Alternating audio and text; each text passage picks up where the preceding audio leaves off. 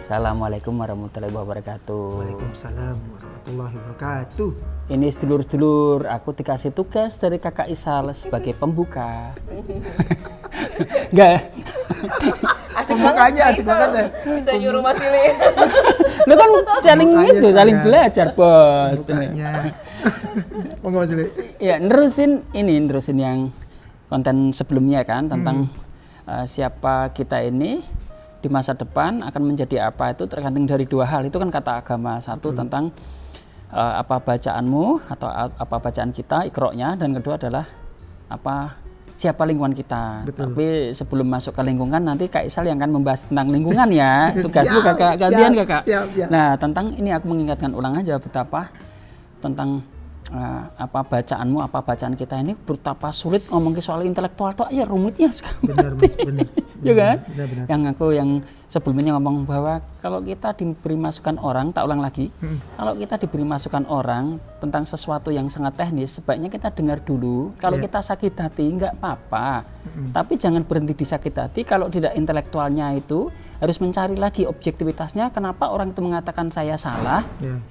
Itu yang sebaiknya dicari. Siap. Betul. Karena aku melakukan itu terus, Mas Isal. Aku sendiri terus mencari bahwa kalau orang lain mengatakan aku salah, pasti orang itu menurut aku adalah benar. Ya. Menurut aku sangat benar orang itu. Di versi dia. Ini tentang versi kan. Betul. Tapi kemudian bagaimana aku menjadi versi orang itu? Inilah tugas kita ketika diberi masukan. Betul. Tentang Iqra itu. Betul. Karena Iqra kan bukan hanya tentang Quran, tentang yang paling berat kan kesadaran kritis atau kesadaran mengkritisi diri sendiri, ini yang paling berat tentang Iqra itu. Nah, sekarang tentang lingkungan Kakak Isal. Ini tugas Kakak Isal meneruskan yang kedua tentang lingkungan. Silakan Kakak. Iya, Mas Ili bahas tentang pertama bacaan, kedua lingkungan. Bacaan itu membuat kita tuh berlatih tentang bagaimana kesadaran kontekstual. Sesuatu yang konteks, nggak apa-apa tuh harus diributin, harus ngerasa bahwa orang salah kita benar atau orang benar kita salah gitu. Tabrakan point of view sih bahasa kerennya ya. Selalu point of view makin luas, makin lebar membuat kita tuh lebih bijak ngadepin sesuatu. Itu ngomongin bacaan. Ngomongin lingkungan, aku membahas selama di komunitas itu kan lingkungan itu menurutku ya, kalau based on pertanyaan bagaimana cara membesarkan anak-anak dengan sistem pembelajaran yang sekarang atau kita lebih banyak adopsi sistem homeschooling. Lingkungan ini satu area yang rumit untuk ditemukan, Mas Ili. Yeah. Lingkungan yang baik ya. Makanya bahasa di komunitas itu kalau mau dapat lingkungan yang baik, di dalamnya itu mesti ada komponen yang namanya kebaikan tersistem. Jadi mesti ada itu, mesti ada kebaikan sistem di dalamnya. Karena biar bisa sustain ya. Betul. Kebaikannya bisa jadi sistemik gitu ya. Betul, kebaikan yang tersistem itu bisa dikaderisasi, bisa didelegasi, akhirnya jadi legacy beneran gitu. Jadi Ini bahasannya yang ngeleneh iki. Saya jadi keren gini nih saya. Jadi keren gini Jaya. Duduk sama Mas Ili jadi pinter. Memang kamu itu dari dulu pinter hasilnya. Gila, Mas Ili. Kan istri saya Mela, Mas Ili. Oh iya. Keren. Pasti sih. Oh iya. Ntar buat tambahin soal komunitas tuh lo buat kuatin langsung. Iya. Ya, lanjutin tentang kebaikan yang tersistem. Ini kita pecah dulu berdasarkan konteks ya, di mana di komunitas itu sesuatu yang dianggap remeh itu bisa jadi sesuatu yang dianggap paling sulit untuk dikerjain. Sesuatu yang dianggapnya nggak penting, padahal justru itu dasar belajarnya ada di situ. Contoh, kayak kejadian kemarin kita ambil konteks tentang bagaimana kebaikan tersistem dalam sebuah pengelolaan komunitas menghadapi eventnya Sahabat Wilong Beci. Iya. Itu kalau kita ngadopsi sistem yang tidak seperti sekarang, itu bisa jadi pertemuan itu sifatnya sendiri-sendiri. Potluck lah bahasanya, potluck. Potluck itu kan ya semua dibebankan ke masing-masing. Sementara kebaikan tersistem itu nggak kayak gitu. Kebaikan tersistem itu lebih pada holistik. Lebih pada holistic trade, bukan fair trade.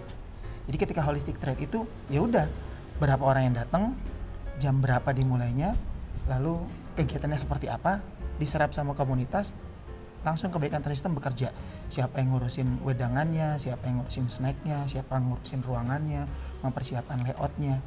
Karena udah ada sistem yang dibangun di komunitas. Oke. Nah ini akan jadi belajarnya teman-teman di Sahabat Wilang Beci ke depan, karena kan ke depan kan bisa jadi kegiatannya akan dikerjakan sama teman-teman panitia yang belajar bagaimana kebaikan tuh jadi tersistem dalam komunitas. Bahkan urusan ngurusin minum aja kita tuh berkali-kali belajar. Bahkan jangan sampai kita tuh menurunkan, kalau kita bilang ada standar SOP ya, ada SOP bahwa kalau ada kegiatan tuh hospitality-nya ini. Bahkan di tempat kita itu ada pasukan elit kan Mas Ili, pasukan elit loh. Ada Kopassusnya. Di kita Kopassus disebut pasukan elit karena orang-orangnya dipanggil kalau memang ada tugas. Itu kayak Avenger gitu loh. Kayak Avenger loh. Avenger ditelepon berangkat. Dan Gitu. berlomba-lomba mau pada masuk ya. Dan berlomba-lomba pasukan elit kita namanya TPG. Wah ini udah berpikir nih TPG apa? TPG itu namanya tim pencuci gelas. Bayangkan teman-teman di komunitas itu untuk hospitality ini kan urusan yang orang lain belum tentu mau ngurusin. Urusan bagian belakang ini dianggapnya urusan yang ya sebagian orang malas, sebagian orang anggapnya nggak penting. Tapi di kita ini diurus beneran. Ada anak-anak, ada orang-orang yang memang masuk dalam tim TPG dan ketika event langsung dikontak. Tim TPG siap bertugas ya, udah siap berangkat. Dan ini hospitality atau pembelajaran dalam sebuah lingkungan yang tersistem. Dan kalau ini sampai berjalan dengan baik dan bisa dikader, berarti lingkungan itu akan menjadi lingkungan yang baik untuk tumbuh kembang anak-anak kita ke depan. Itu yang aku bisa jelasin tentang lingkungan Mas Ili, karena jaringan rumah usaha, karir anak, sekarang ada Sahabat Wilang Beci. Nah Sahabat Wilang Beci akan membuat kegiatan yang seperti itu. Beruntungnya Sahabat Wilang Beci ada Mela Mas Ili. Mela kan pernah belajar di karir anak, kita belajar hospitality kan Bu. Nanti Ibu cerita juga deh bagaimana kita belajar kebaikan tersistem di komunitas. Ini bukan tentang ngomongin uang lagi. Urusan hospitality, bayarin makan dan yang lain-lain itu udah bagian dari holistik. Bukan gara-gara kita pengen udah kelebihan rezeki terus bayar-bayarin, bukan. Karena ada sistem yang akan mewadahi itu. Kalaupun harus dibayar akan ada hitung-hitungannya. Kalaupun tidak dibayar dari awal udah ketahuan bahwa ya wes ini nggak ada bayaran ya, maksudnya ini jadi dana yang diambil dari dananya komunitas. Bayangin sistemnya semapan itu. Iya. Monggo Bu, nambahin Bu.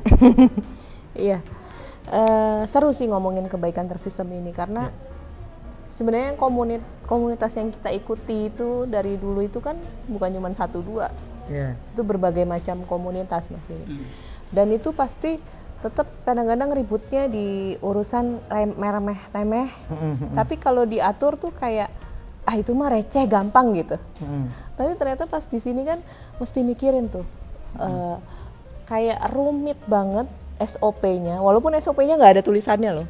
Teh ini itu nggak ada, tapi itu kan sesuatu yang tutur ya, yang udah diwariskan karena tutur, karena kelakuan apa, karena melakoni. Nah itu jadi apa ya? Jadi ternyata ini sebenarnya rumit itu bukan rumit, nanti malah akan memudahkan gitu. Dan secara tidak sadar, secara nggak sadar itu masuk ke dalam individu di kita masing-masing gitu, kayak kebaikan tersistem. Makanya ketika kami pulang ke Jakarta Mas Ili, terus ketemu Mas Indra Noveldi, halo Mas Indra, namanya kesebut ya. Apa kabar Mas Indra? Sama Mbak Nuni Noveldi, waktu itu mereka bilang, Mel, kamu kayak Mas Ili berhasil ya dampingin kamu gitu. Terus kami kaget, kenapa ya? Oh ya, karena ini, dan itu hal-hal yang receh gitu, maksudku yang, oh iya ya gitu. Oh ternyata ini kebaikan tersistem yang sudah dilakukan di sana dan itu masuk ke diri kita masing-masing, ke karakter kita, akhirnya ya jalan gitu loh. Dan ini seru banget dan aku berharapnya di Sahabat Wilang Beci nanti juga kebaikan tersistemnya mesti terbangun. Oke. Itu. Makasih ya Bu. Ini biar kita kelihatan sibuk aja lempar-lemparan. Lah ya kita ini kan lucu toh Sal. Padahal Saramonic ya punya 6 ya Sal. Ada 6 ceremony. Tapi kita ini kan heran ya, pakainya 2 padahal tinggal masang. Tapi ya tadi biar kita ini kayak sibuk, kita ini interaksi, lempar sana, lempar sini. Tapi seru kan aktivitas bergerak itu kan seru ya. Ternyata memang maka terus bergerak, di dalam gerakan ada kehidupan. Nanti kapan-kapan kita kupas ya. Waduh, iya mantap. Ya, aku dulu Mas Ili dari responnya Mela. Aku ngelihatnya proses kita kan semua belajar menjadi seorang leader. Ya. Mimpin ya, apapun. Mas Ili di kemarin terakhir ngobrol di Kampung Beci itu bilang bahkan seorang guru adalah seorang pemimpin. Simpelnya dia mimpin kelas gitu, itu udah mimpin. Tapi nggak bisa mimpin orang lain kalau nggak bisa mimpin diri sendiri. Bagaimana kebaikan tersistem dibangun oleh seorang pemimpin untuk menjaga supaya ekosistemnya berjalan dengan baik. Nah, akhirnya setiap orang belajar, setiap orang menjadi pemimpin, dan pemimpin ketemu pemimpin akan menjadi sebuah lingkungan pemimpin yang lebih bagus lagi. Ya. Aku ngebayangin komunitas yang ada sekarang yang Mas Ili pimpin, Mas Ili bangun ini kan 20 tahun lebih Mas Ili.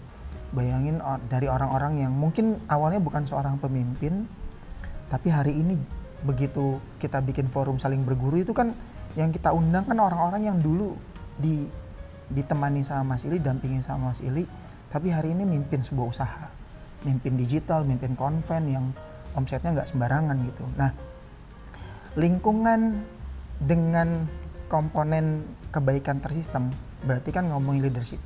Nah, dari sisi ini aku ngelihatnya Mas Ili itu berhasil membangun orang-orang yang tadinya bukan siapa-siapa, sekarang jadi siapa-siapa, bahkan hari ini bisa memberdayakan lebih banyak orang lagi.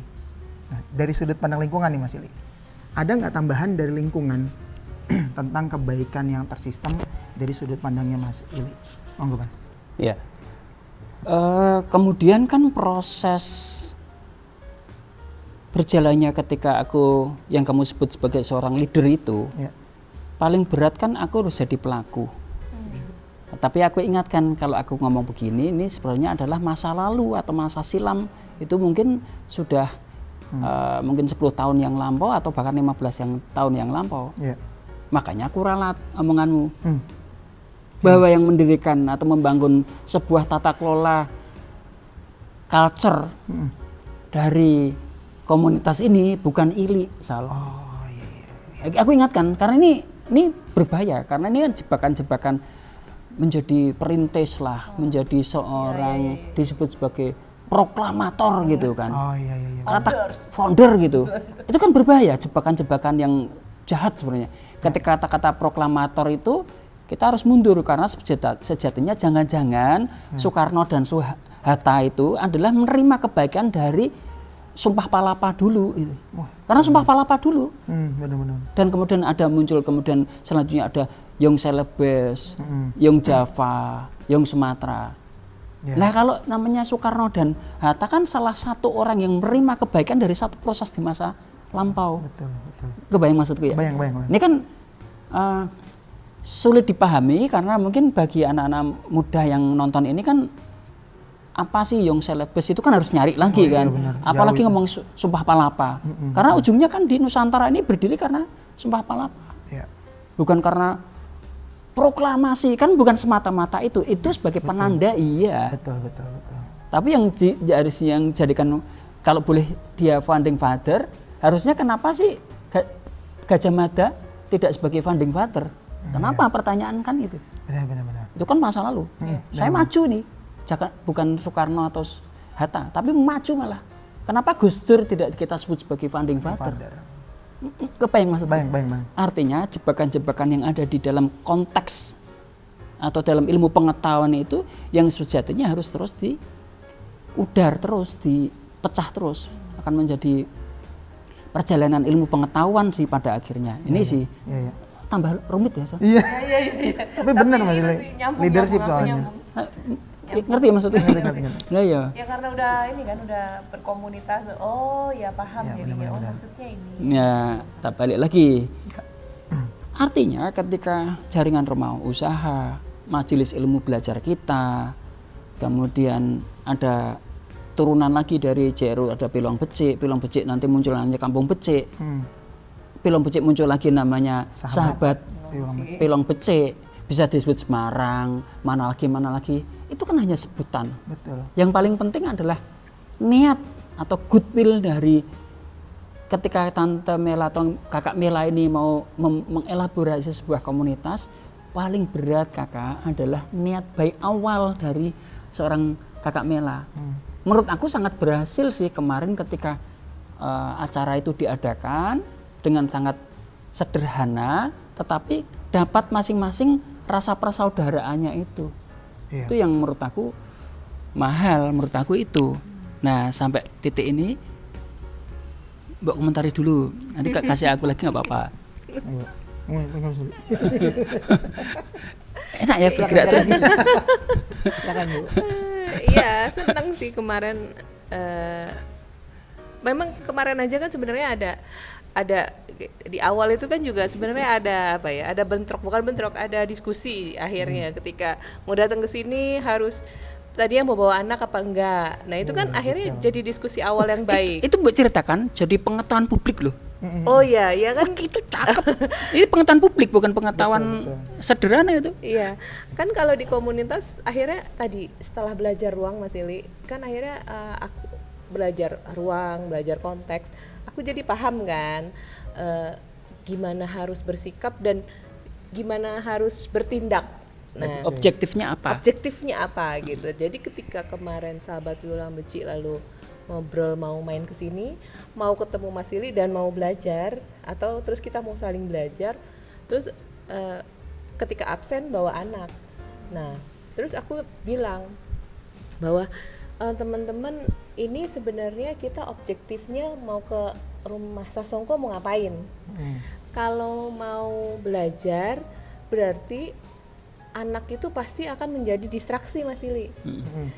Tapi kalau mau play date, main bareng boleh banget, nggak apa-apa. Jadi, nah ini nih hal-hal yang kadang-kadang dilupakan atau diabaikan sama teman-teman homeschooler ya, maksudnya teman-temanku gitu. Ini sebenarnya kesana tuh mau ngapain sih? Mau hahaha sama anaknya bareng gitu. Atau bisa juga misalnya mau, iya orang tuanya belajar, tapi anaknya main. Oh bisa, berarti harus memfasilitasi anak-anak itu punya tutor atau punya orang yang nemenin misalnya gitu. Nah itu kan sebenarnya bisa didiskusikan.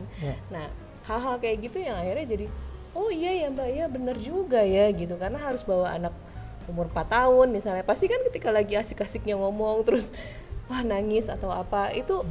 Nah kebaikan tersistem tadi itu Pak akhirnya ngaruh di proses tersebut gitu. Kalau misalnya nanti ketemuan harus orang tuanya diskusi, para orang tua, terus misalnya ada Pak Edi nih, terus ngobrol, belajar dari Mas Edi gitu tentang pendidikan kritis. Lalu anak-anaknya diajak, tapi kita sewa ini aja ya, sewa tutor misalnya gitu, untuk nemenin anaknya bikin worksheet, ngerjain worksheet gitu. Misalnya bisa juga kan anak-anak, oh iya ada tuh kakak-kakak dari lembar kerja misalnya gitu, dari lembar kerja.id yang punya worksheet nemenin. Nah itu kan kayak gitu. Itu seru sih, karena kalau dulu kan kayak masih terus nanti akhirnya ada yang nangis, ada yang orang tuanya nggak nyaman, terus mau ngomong juga susah. Nah itu aku pengennya disudahi lah komunitas yang kedepannya tuh kayak gitu nggak nyaman. Kalau kita kan akhirnya bisa didiskusikan bareng, cari jalan keluar yang gitu sih Pak. Siap. Iya, aku menguatkan nanti minta bantuan Kakak Isal yang closing ya Kak, dan menutup. Aku udah membuka. Siap. Jadi kemudian Kakak Mela, Kakak Isal kan ternyata betapa kebahagiaan tersistem itu untuk urusan-urusan komunal ini menjadi sangat penting pada akhirnya, karena persis seperti yang tadi kata cerdasmu itu, bagaimana sebuah prosedur standarnya itu dibangun dan kemudian itu akan menjadi legacy, menjadi warisan di ke depan, bahwa kemudian komunitas ini akan dibangun oleh siapapun tidak ada masalah. Tetapi karena kita punya putra putri yang sebenarnya bisa meneruskan niat baik dan cara baik dan sudah tersistem itu, kenapa enggak putra putri kita yang terusin kan gitu kan? Betul. Tapi boleh juga orang lain kan, nggak apa-apa. Lah rasanya MLM ini yang harusnya dikabarkan di banyak tempat, multi level manfaat dari sebuah cara berpikir ini yang sebenarnya setiap komunitas itu harus mau belajar. Makanya yang paling berat adalah nanti Mbak Batin ya Kak. Ya Mas Ili. Paling berat adalah betapa seorang mentor bisa, seorang leader bisa, seorang founder kita sebut sebagai orang yang awal memulai boleh, adalah orang yang bukan karena kepingin keren disebut hebat sendirian, tetapi orang tersebut harus punya tanggung jawab untuk menghebatkan orang lain. Iya. Makanya kata kunci saling itu menjadi penting di dalam bagaimana komunitas ini bisa menjadi efektif, produktif belajar bagi siapapun. Itu Kakak Isal. Silakan Mbok Siap. kuatkan dan ditutup sekalian. Sudah Siap. 20 menit lebih. Oke. Mas Ili terima kasih, Mas Ili, Ibu Mela terima kasih. Aku ngelihat komunikasi kita yang saat ini tuh membahas tentang kebaikan tersistem akhirnya berujung pada satu kata di mana seorang pemimpin itu pasti bisa memberdayakan orang lain, bermanfaat bahkan bisa berdaya buat orang lain. Nah, berdaya buat orang lain menurutku adalah salah satu hal yang terjadi ketika kebaikan tersistem ini berjalan dengan baik. Dan kebaikan tersistem berjalan dengan baik pasti atas satu orang atau beberapa orang pemimpin yang membuat sebuah kebaikan menjadi sebuah sistem.